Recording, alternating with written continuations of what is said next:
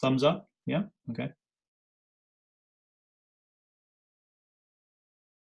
If it's only going to be 5, we may want to just over time bring everyone in. We could do some personal behavioral things with them or consulting stuff with them.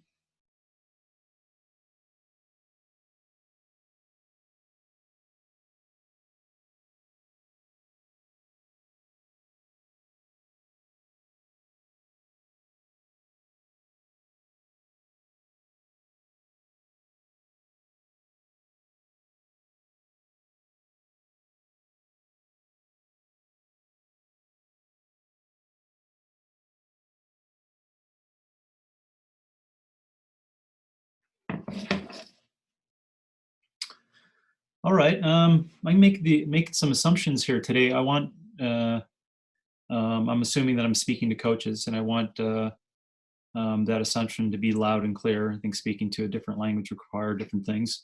Um, and if I am speaking to coaches, I prefer that you have a coach's mindset on or coach's head on and thought process for that. Because I want to focus on, for 30 minutes or so, having this concept of what NEPA means as something that you take home. And the concept of NEPA, N-E-P-A, stands for noticing, explaining, prescribing, and actioning.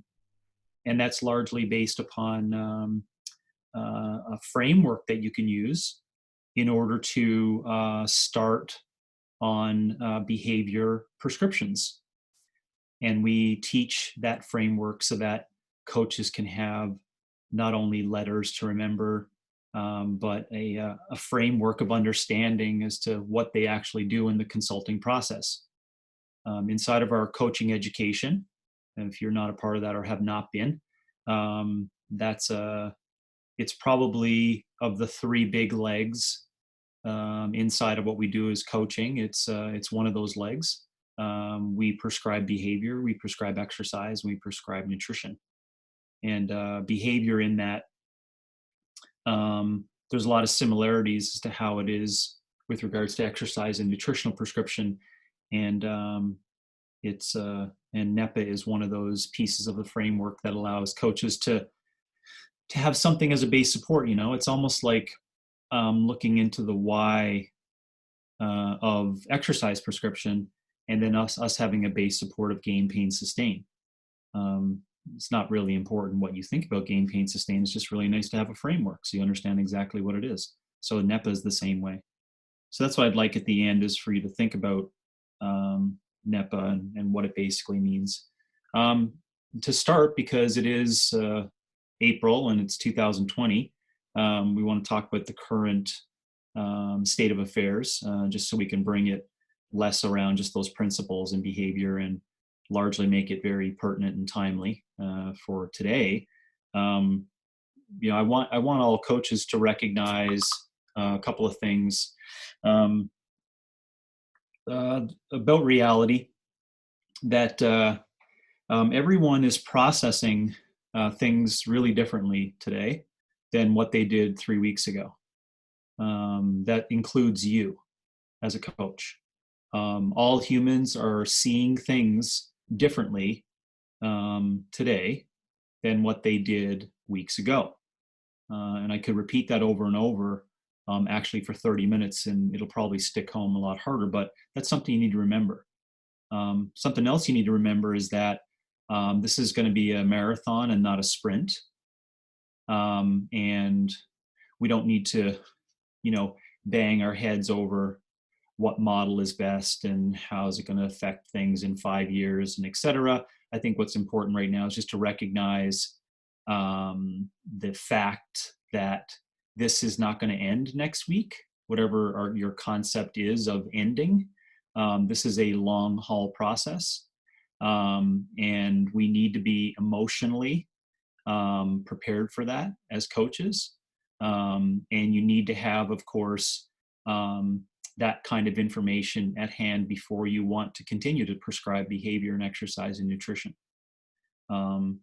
You also need to recognize that there'll probably be a resurgence in this virus. It's not going away. Like once we develop any kind of vaccines or any ideas around it. It's not leaving, so it may not be as much of an issue biologically to us as humans over time, but it's not going away. And that's another important point to consider. Because I think although we've only been a couple of weeks in to stay at home, and this is important for behaviors, we seemingly think that we're talking about, what's going to happen when it's over and hanging on to that as almost like a staving off of these things that we got to deal with in the meantime. And I think it's really important to consider that there is this very slow drip back so that you recognize that, for example, whatever the dates are or whatever social regulations there are, it doesn't mean that on May 1st, we're all back in the parks, hanging out with no clothes on and just spitting because we can. You have to recognize that there's going to be a longer drip comeback approach to that. And why does this all matter? Because that's reality. And if it's a reality, then you have to consider what are the relationships that you're maintaining and what are you doing to maintain those relationships over the next subsequent 8, possibly 12, possibly 16 weeks. Okay. And you need to think long-term like that. And don't think long-term, don't not think long-term because your, business can't handle it or some prediction showed that it's not the case. There's no harm in thinking long-term like that. And the reason why you may want to do that is that it'll kind of get you in a spot to be ready for all the things that are going to come with differences in behaviors. And if there's anything by the end of this call I'd like everyone to go away with besides just the aspect of NEPA is to recognize what I'm predicting is going to be a massive issue in cognitive function, and also behaviors over the next couple of weeks when this honeymoon period ends, where people are clamoring to get in front of a Zoom call for exercise. And I think it's gonna slowly drip away, where people are going to be forced to have stillness and forced to have awareness. And that could be really threatening for a lot of people. That, along with the fact that there's tremendous differences in pressures in terms of what was happening 4 weeks ago and how we live day to day, and now these day-to-day living that we are doing now, that's really stressful for people. And we have to find this really sweet balance in managing depression and despair and isolation concepts that are really going to happen at a really higher rate over the next couple of weeks. And I'm hoping secondarily that's what we can all take away from this call, not only just based upon NEPA and the framework for coaches that are out there trying to, maintain good relationships the whole time. So where do we start with NEPA? Well, to use it as a practice, the first thing you could do as a coach is just simply write it down. And so you have an understanding of what it means in the language. Again, it stands for noticing, explaining, prescribing, and actioning. And as a system, it works in a circle, meaning that there's an arrow that moves in direction from noticing to explaining, explaining to prescribing, prescribing to actioning, and then actioning back to noticing. And the whole basis of that framework is so that coaches can recognize that once you notice something, let's just take the example of noticing a certain behavior, then you can search for an explanation around what you're noticing of that behavior. And then after you try to find an explanation by going to the source, i.e. the person you're asking, or you and them together as a team can come up with that explanation, you can create a prescription for behaviors and behavior change or behavior interventions, or just, openness. Sometimes openness for behaviors is no real change in prescription, but it's still a prescription. And then you have an actioning of that. So the behavior is put in place for a couple of days, and then you have feedback from them, that person, on what happened with that behavior change, right? So they got up and they breathed 10 times really deeply and calmly for 3 days in a row as soon as they woke up. And now you're getting feedback from it, right? So you had a noticing, right? So I'll back up here just to quickly go through an example of NEPA, and then we can get back to understanding noticing itself. They were saying that they're, like for my youngest daughter, Chloe, she's having sleep disruption over the past 3 or 4 days. So we're trying to explain to her as best as we can that life is different. You know, she's a social creature, and she's not having her soccer practices with her friends. She's not at school with her friends, right? I'm an isolationist. I can be a recluse and I can survive. But my little girl can't even put it into language as to why she's having sleep disruption, right? Nothing's changed, no food or whatever, but she's just making mention of it. I'm bringing up a point as an example. Let's say you have an adult client who's like, you know, no idea, but going to bed at night and just can't turn my brain off, right? That is a noticing, right? That's a noticing. Now you ask the client, let's you and I come up with what we believe is a possible explanation for that noticing, right? I'm asking for that so that they can drive the ideas around what they believe to be that behavior that's happening, right? Then we look for a prescription on that. So you speak to the client and say, you know, based upon what I had noticed and what you mentioned could be an explanation for that, why don't we try this? You know, for the next 3 nights, I want you to really try to, and I'm making it very trite and simple, I want you to take 10 really deep, calming breaths, and I want you to think about these things prior to sleep with these 10 breaths over the next 3 nights, okay? And that is the prescription. The actioning is the feedback that you're going to get based upon what you did for that, okay? So within 3 days, you now get feedback that says something like, it didn't change my sleep, but this is what I came up with, or this is what I thought about during it. So you see, now we have a new noticing. It doesn't mean the prescription was wrong, because it was a great attempt that both of you thought was, but you see, I'm describing the circle of NEPO now, right? You're back to a new noticing. Well, I did notice, and you can see, you can go on and on with this story to help improve the intervention that you want to put in place. And take it from me and other coaches who practice this, this doesn't take like one through where you're like, I got it. Now, I'm not going to lie to you, over thousands and thousands of consults that I have, my NEPA is more refined, right? So I don't go through the NEPA process too frequently, because I have what would be considered practice in noticing.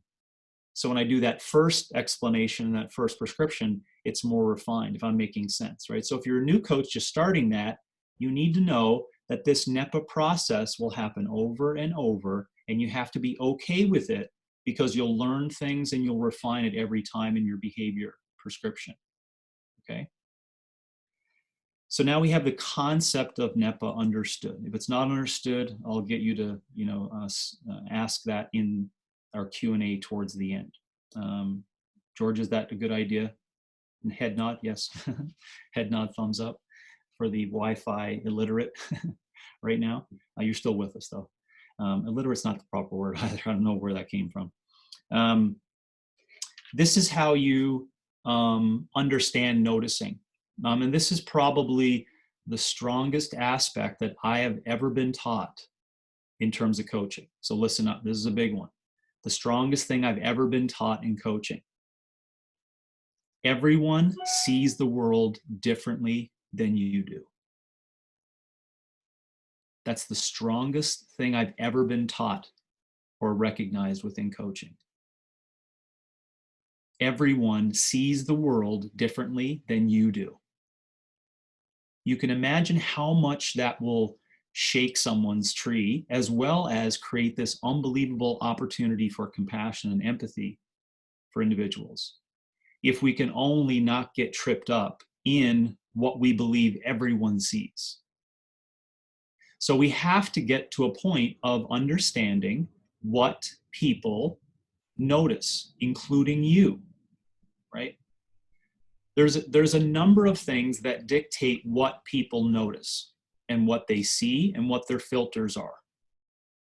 I'll discuss 3 of them. In CCP, we go over a much lengthier detail of what those things are, but I'm sure this would make sense to most people. Age dictates what people see, what they're aware of, and what their filters are, right? This is an important consideration for today, right? Using my daughter as an example, right? She's in the, I think should be considered the I generation in terms of terminology. And if we were to call a Gen Y, millennial generation, and Gen X generation, baby boomers generation, you want to think that age does matter in terms of how people see the world, right?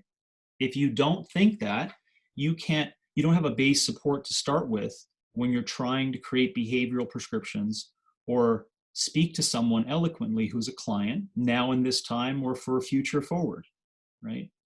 I have to recognize that a 16-year-old today, April, sees the world completely differently than a 35-year-old sees the world today. And that 35-year-old sees the world completely differently than a 56-year-old. And it's just wrong to classify all humans into seeing the world the way that you see it. And it's also incorrect to classify that all people see things the way you do. So our biggest challenge as a coach is to recognize this concept of, what do people notice? Right? What are their levels of awareness? And age is one of those things that determines that. Okay. How do we get to that? How do we know? Well, it's not only age, it's also experience and other things, but you have to have conversation with people. You also have to recognize, if you're online with someone now and you have not been before and you're 2 weeks in, don't hesitate to ask the question, what is the age of this person? And don't be afraid of having a framework of an idea around how they see the world, right? This was so completely obvious to me last night. We tried to get all of our families on a Zoom call, and we had 3 generations that all see technology completely different, right? I had a 13-year-old who was like, oh my gosh, you guys are archaic, right? While my wife was trying to get her parents to understand what a link was, like to click a link that goes from email to open up a page, a web page. I laugh at that, but you could just see that we all see things differently based upon our age, right? Secondarily, and to upgrade your concept of noticing, experience dictates how people see the world. Experience dictates that. Maybe this individual you're having a relationship with now, either online, it's a new relationship, or your continuing relationship, or et cetera, maybe they have never dealt with something like this before, with social isolation and changes in, how they're living their lives. Maybe this person is quite resilient and they've had 35 different experiences of that, right?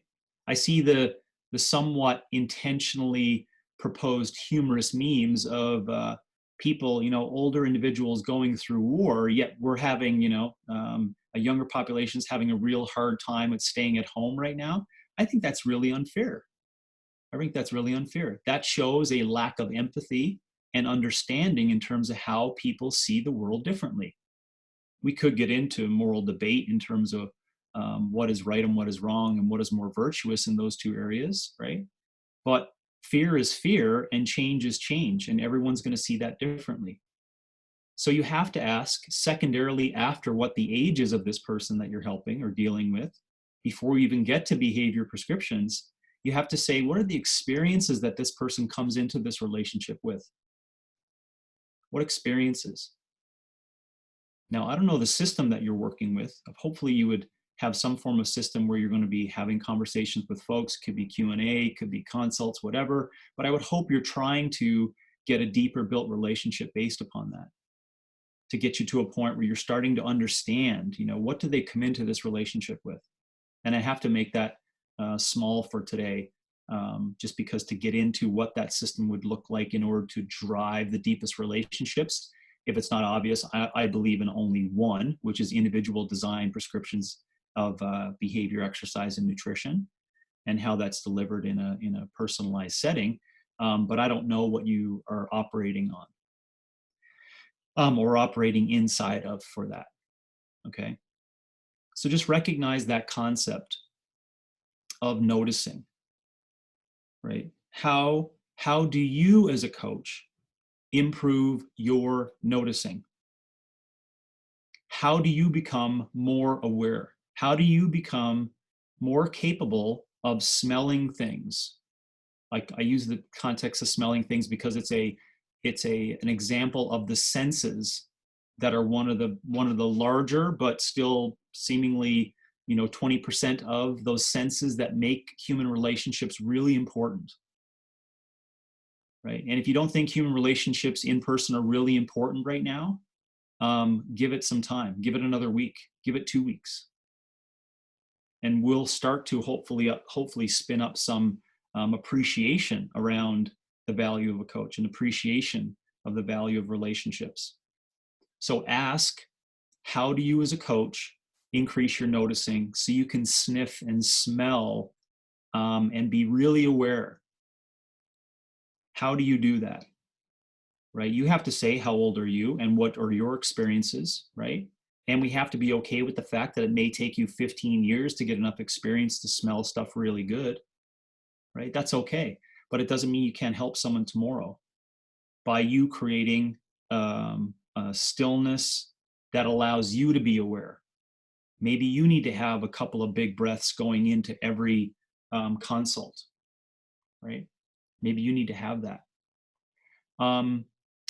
What we do recommend is, as an idea or a template for coaches to increase awareness, we give, these ideas what coaches should have as attributes, so they should just work towards those in their own daily practice as humans. Trustworthy, being vulnerable, being authentic, being empathetic.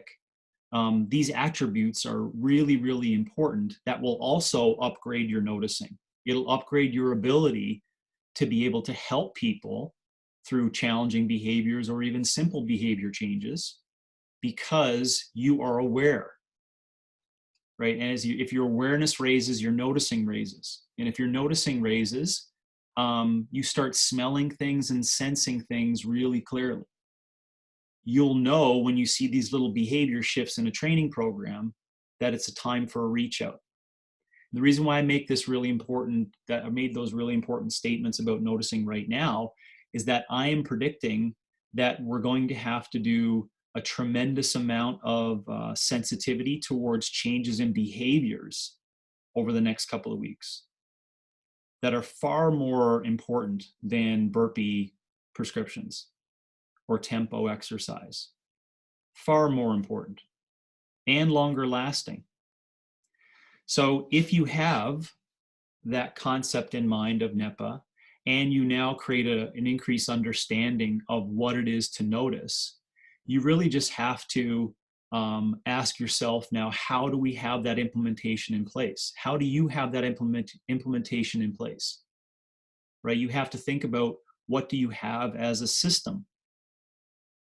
Surely over the past 2 weeks, we've provided some kind of ideas on what a system could be that can maintain this for you. Maybe you have a systematic thing of each person having a quote unquote check-in per day on behaviors over a period of time through TrueCoach. Maybe you have an actual specified time of a group call twice a week where everyone gets together and you talk about all different forms of behaviors. For the group, of course, you would have to, and not make it less individual. Maybe once a week you're meeting with all of your clients. That is slightly different than what you did before, but you have to have a check-in of it. Behavior prescriptions are no different than exercise prescriptions. They have to have some form of an assessment, right? i.e. noticing and awareness and where people are on their behaviors. You have to have check-ins, right? We got to have some kind of, intervention practice in place where we can say, well, how did that go? Was there some learning that took place in that, right? So behavior prescriptions should be, after this noticing explanation, P is the prescriptions, right? These should take place just like a system, operating system, like nutrition and exercise, right? Remember that in these relationships, it's really in the highest order form of it, It's a wonderful dyadic relationship between the coach and the client, right? The coach is there to teach. The client is there to learn, right? The coach gets value from this feeling of human contribution, right? And the client gets value from learning, right? As a mentee, right? And that is how it makes it whole as a relationship. And in that relationship, there has to be this unending back and forth on how behavior, exercise, and nutrition is going to work, right? So all the prescriptions are the same: behavior, prescriptions, exercise, nutrition, in how you track them, how you give them out, how consistent you stay in them, right?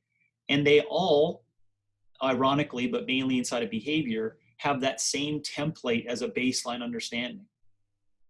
Notice what's going on, ask for an explanation of what you noticed.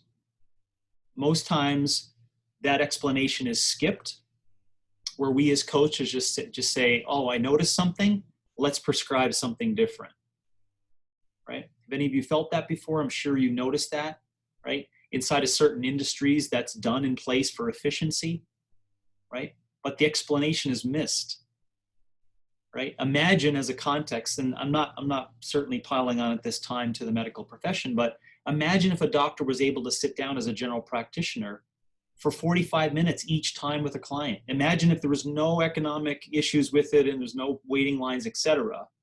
Do you think they would find a different explanation for what they noticed or what the client was complaining of? Think about that as just an example of thought, okay? So you're noticing something, you and the client work on the explanation as to what just happened in that noticing, and then you're creating a prescription of behavior change around that. Now, separate to this conversation, another time I can provide some resources or even ideas around, what kind of things we could handle and take care of in those prescriptions.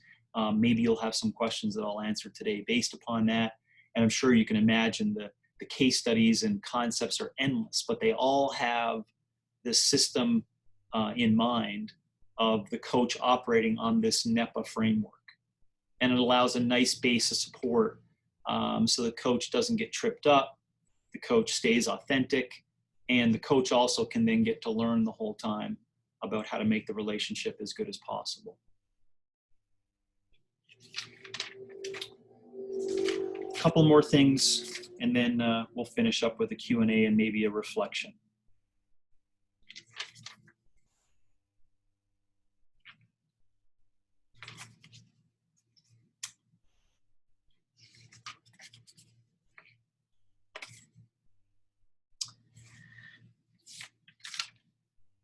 As we move forward, please watch out for what I mentioned earlier, indications or signals of desperation and depression and isolation. You have to remember that we have to have an understanding of generalized concepts that people will go into a survival mode, and how those behaviors change may not be even apparently obvious to them. We have to make that assumption. It's a fair, safe assumption to make.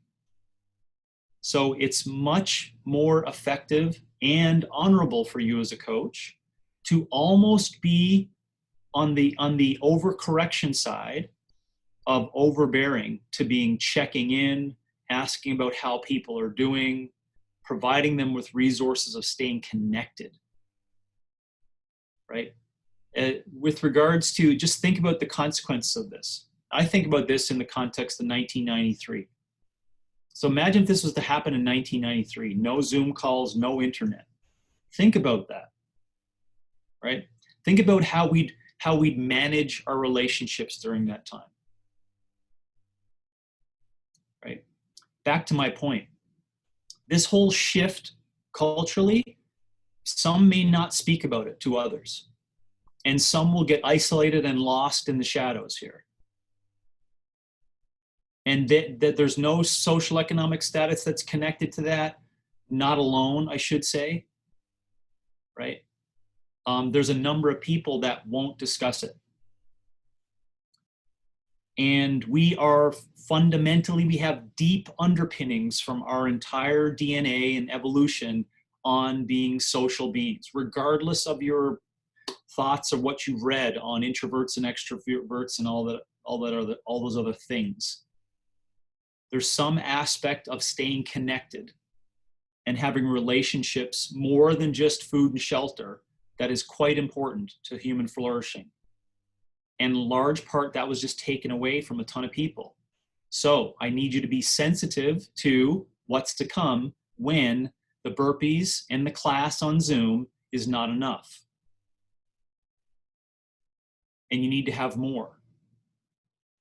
And I'm not sure we need to listen to experts of remote coaching right now, not to say that we don't have it and we can't share those technical details, but those technical details are not going to be able to sniff out someone who's feeling in despair or depressed or isolated. So why is this partnered up with behaviors? You have to be sensitive to the changes in behaviors that are occurring over the next 8, 12, 16 weeks. You got to stay really close with that and have the framework of, I noticed this. This is how you say it. I noticed this. Could you provide an explanation as to why that could be the way it is? I believe this might be an option for us to partake in. What do you think? Can I have some feedback on what that prescription was like and what the intervention did or did not do for your awareness? Over and over on all different contexts, different things, right? And then you just create new noticings based upon that, a new explanation. Now, this whole time, don't forget that although it sounds redundant, life is cyclical because it also is refining things and it's making more refined and the relationship will improve over time. So I'm just reminding you, don't be afraid to see the NEPO framework as being cyclical, as it's not a reboot every time. It's like improving itself, right? And eventually gets to the deepest forms of relationships over time because awareness is being raised every time you go through it, every time you have that conversation. So be aware of that. Secondly, be aware of the individual that is having fear around stillness. This takes a while for people to recognize, and a week or 2 weeks is not enough. But stillness is very threatening to a lot of people in that concept. So if you know that, and you just heard it from me or you've heard it from other people, you will now as a coach be more sensitive to it, right? Anxieties can arise just based upon people having stillness. So it doesn't mean that stillness is wrong because we know it raises awareness. You just need to know that some people find stillness really, really threatening. And what to do with that, again, that's not for us to like fix or diagnose or create ideas around. It's for us to just be aware of it, make the client and yourself aware of this, and just be present during that time, right? As a coach attribute, one of our highest attributes is being an unbelievable listener, right? Like being attentive. Attentiveness is a really high coach attribute. So I want you to be really sensitive to that. Not only folks in despair and depression and isolation, but those who really have anxiety now with stillness. And lastly, which is somewhat similar to that group, this lack of social, a lot of people, there's a lag time where people don't know inherently how important it was to them, right? How important it was to the entire fabric of what they were doing and how they were operating every day. So just be aware of that. So simple little practices, don't be afraid to reach out for no reason, just to say, I just wanted to check in, right? I wanted to check in. Don't be afraid to reach out to your entire tribe and all your groups. Tell them what you're going through. You're being vulnerable and you're being authentic, right? That will create a closer connection, which will then upgrade the opportunity for them to see that there's an open space to have discussions around what they need to go through and where they need to move. And I have, hopefully on the other side, um, this opportunity, if you were to be consistent in your approach of being open for those conversations around behaviors, hopefully it'll see a collective raise in the value of a coach, right? We can be hopeful that that's going to be the case. And I hope too that we will be able to increase our ability to what I call sniff out or smell those who lack the resilience during these times. And that's not a personal character judgment, but that's just reality. Some people won't have the resilience to push through something like this. So hopefully the NEPA framework and the way that we're helping you think about those things can help you be more sensitive to it. And I'll relay that same information again. The technical skills to do that are very low, right? You just have to be human. That's it. That's the first thing. Be human. All the things that make up a coach and its human aspect. Be attentive, be empathetic, be authentic, be vulnerable, and you'll be able to sniff it out. I hope on the other side we can do that. And hopefully this will give you an opportunity to, as the biggest question that I have throughout this entire thing, I hope that these kind of opportunities where we're trying to create the best relationships possible with individuals throughout this time is not only a capitalist concept, it's a collective concept.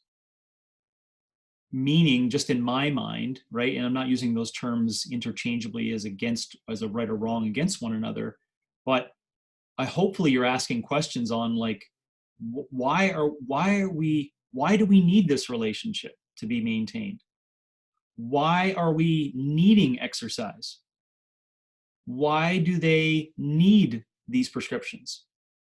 What are we learning from this? Not just this in this time, but this overall.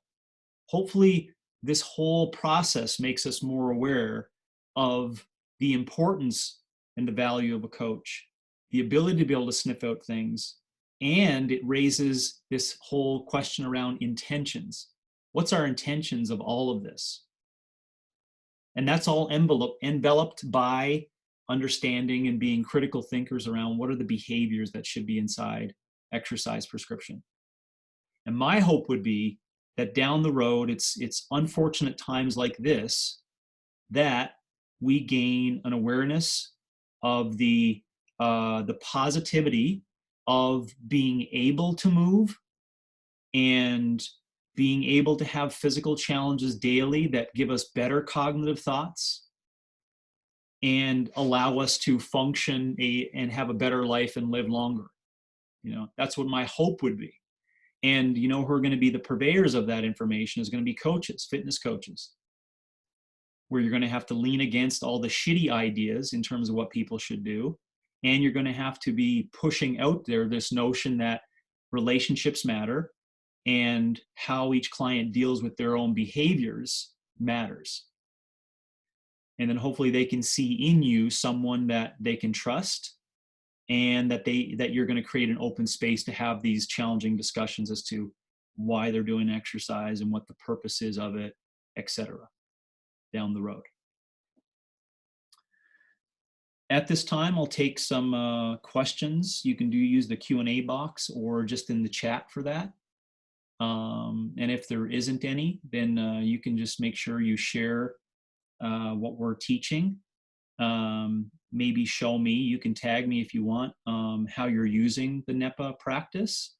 If it's not new to you, maybe just some feedback to us, saying about what it's meant to you and what you're doing in coaching.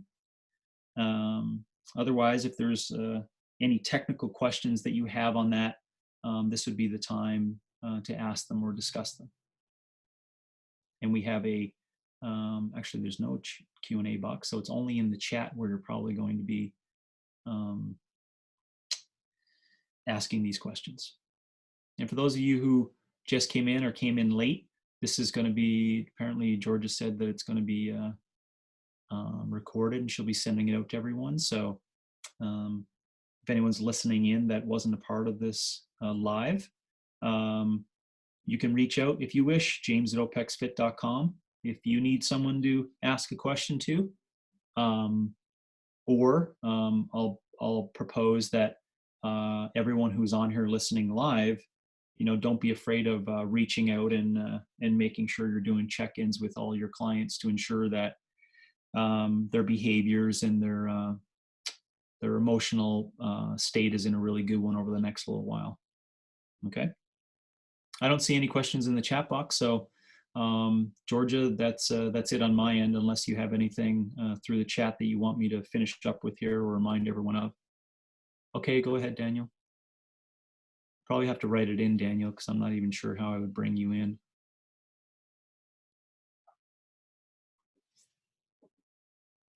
I'll wait here. Oh. It's much easier. Okay. Hey, Daniel. Yeah. Okay. Awesome. So, first order of business when, I didn't, well, after everything was pretty much adjusted, gyms were shut down in the area. Most of the clients that I work with are already remote. Training didn't really shift. However, the goals have. Mm-hmm. What I'm trying to discern from some clients are kind of where their headspace is at. Mm-hmm. So for me, it's asking the right questions aside from, what else can I do to provide you value, which I found has started some conversation, but around certain individuals, it's just trying to get them to maybe face the fact that things may not change right away. And so for me, I'm almost trying to get them to think proactively rather than reactively when things don't change in 2 weeks. Yeah. Am I making sense? Yeah, totally making sense. Yeah. So I'm trying to figure out the best forum in which maybe to get my clients to open up. And so what I'm thinking about doing is almost like, I see a lot of happy hours going up, but I almost want to create like a Q&A or just open forum, kind of invite my clients and individuals to share how they're using this time constructively to generate motivation. Because I think, to your point, James, there's a lot of folks that are feeling isolated and feeling as though they're up against this thing by themselves, even with a coach. So I'm almost wondering if creating a space where you're sharing ideas, or even just getting to know each other. I know that's a struggle with remote training. Your clients don't know one another. Yeah. But I almost look at, it's almost best to try and just build as much community right now as possible. And I don't think you're getting that with the workouts. However, you could just do that with a simple, stop in for 20 minutes and share with the group what you're doing to get through this time. Yeah. I think that as a possible option too, I'll just add to your thought of what you're thinking about looking forward. I'd formulate a plan for each individual, and as opposed to group thinking. I wouldn't not provide a tribal concept inside of that conversation, though, Daniel. I would talk about things like how we can share each other's resources of education, stories around overcoming stuff, stories around struggles, stories around, how we can all kind of work together collectively. But it won't answer the question around where you edge towards of the possible sniffing out desperation, depression, and isolation, and despair. Right. The only way you're going to do that is individual consultations, and an opportunity in an open space to have, like Daniel, we have discussed before, for every new client, it's like an opportunity for a whole new reboot of a new goal. Right. And I would push more on language around inspiration and not trying to generate motivation. You know where I sit on that.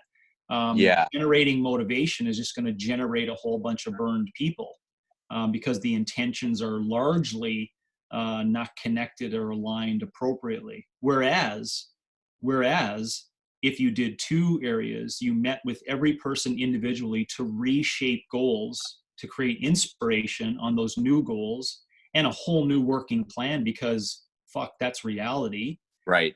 And then secondly, still have the group atmosphere chats, because we're social beings. So it's nice just to throw around, shit in a room that can help one another, right? Like maybe there's someone out there who didn't know how to get some access to meat, and then one other person in the room was like, fuck, I know this fucking guy, I've been getting this. Right. Like you're creating this collective then group, the positive aspects of the group. And I'm just relaying it again, but that is actually not going to take care of the person that you were sensitive to, the one that stays in the shadows and just eventually reaches nihilistic areas. And the only way that that's going to be fixed is individually, you seeing them on Zoom like this, you looking them in the eye and saying, you know what, it's okay that we change up the plan, right? And it just may take you saying that for them to be like, whew, Jesus, that's a big weight off my shoulders, Yeah. So I'd say go there. I guess my follow-up, all great stuff. I think those are excellent points, and I'm going to explore that and look how I can implement them. My follow-up to that is, if you do have a client who just insists that, let's just keep on going. I guess it goes back to a point you've made earlier, that you almost have to guide that client safely through this. Yes. Almost, I don't want to say rock bottom at this point, but No. you don't want to guide them there, but you just almost want to guide them to the point where they're like, okay, this isn't working. Yes, because that's going to lead to, especially if you have an open space as you're walking with them in that. Right. It's not like you're going, oh, fuck it. Okay, whatever. Keep going. You're basically saying, no, I do want you to know that although we're going to continue to do this, we want to really talk about intentions of where we're going in this direction, right? And then it's day 2 and day 4 and day 6. And they give you that little light opening, right? This little light opening where I'm just describing it mystically to you. They fall at your feet and say, you know what? I can't do this any longer, right? I can't do, and that's I'm calling it a storyline of rock bottom. And that's where, this is the beauty aspect of the coach comes in. You still receive them with open arms. You're creating an open space for them to have the conversation.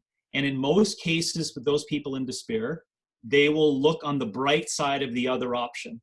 Right. And most people get stopped, Daniel, which I know you've probably either seen it before, it's happened. Most people get stopped there rock bottom for 2 reasons. They never had someone to speak to when they got rock bottom. Or number 2, when they did hit rock bottom, no one received them in an open space to be like, you know what? Life is hard and let's just move on and go to a new goal. Right. That's great. Cool. I appreciate that. That's that definitely gives me some food for thought for my folks. Awesome. Well, I know we're indirectly keeping in touch, so don't hesitate to reach out and give me some feedback on that. I'm always interested to ensure. Absolutely. Yeah. I'll let you know how that goes. Thank you, Daniel. Yeah. And thanks for this. I gotta bounce, but thanks. I appreciate all the resources you guys are putting out. Okay. Good luck. Thank you.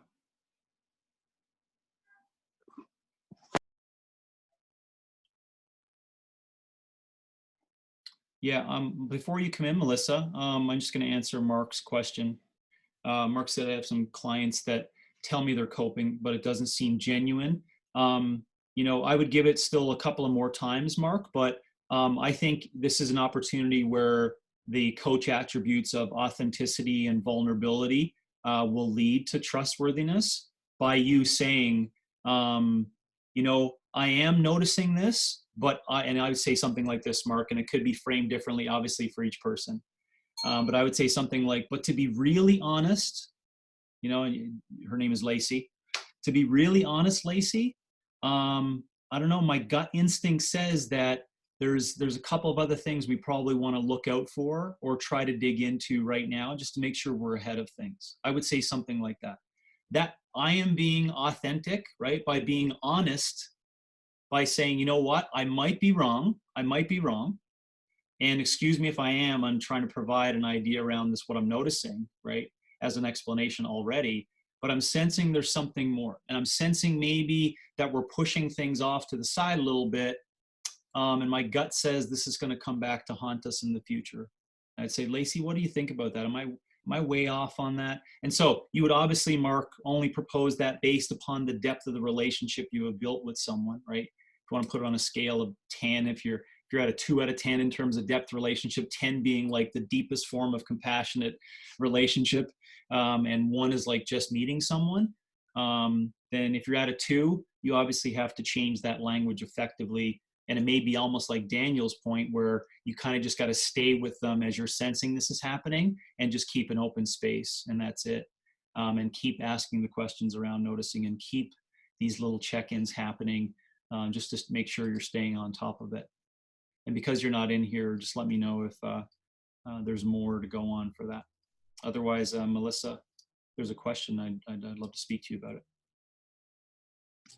No, I don't know why I just got switched out of being just in the call. Okay. Well, Zoom just switched me over. Hey, Melissa. Hi. But enjoy.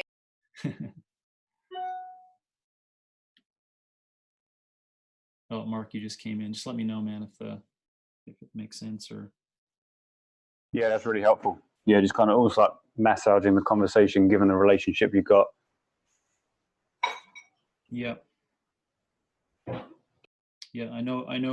I don't know who you're talking about, but I know the context of it, and I would offer that as an idea to, and we almost at this point in time need to be a little bit more forthright and almost, let's call it risky on maybe being improper with our explanation.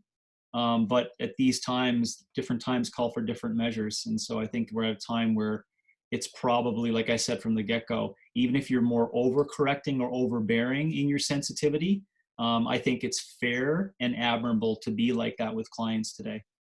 And hopefully, out of, let's say, numbers of 600 people, if coaches do that for 600 people, maybe we'll really transform 100 of those people because we were like forthright in asking the hard questions that would eventually lead to despair.